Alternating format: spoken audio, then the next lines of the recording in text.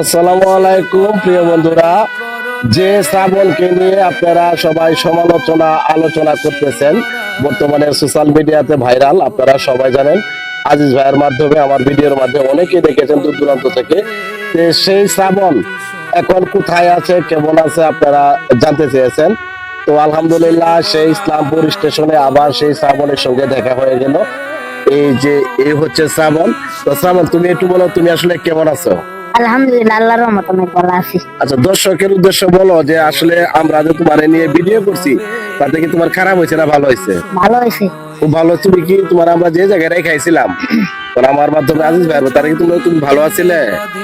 আসিলাম। খুব ভালো আছিলে। এখন কোন অবস্থায় আছো তুমি? হ্যাঁ, ভালোই আছি। আচ্ছা আচ্ছা, তুমি ইসলামপুর স্টেশনে কবে আসছো? ঈদের দিনটা, এশার আজানের দিনটা।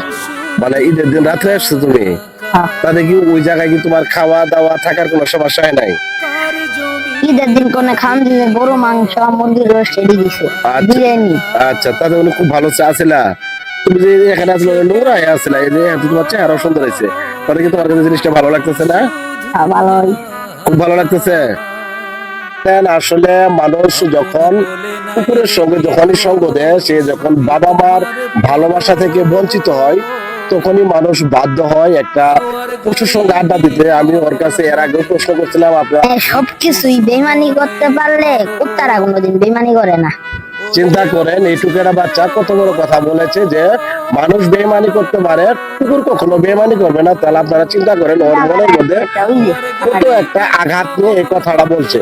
তো প্রিয় বন্ধুরা, সবাই শ্রাবণের জন্য দোয়া করবেন।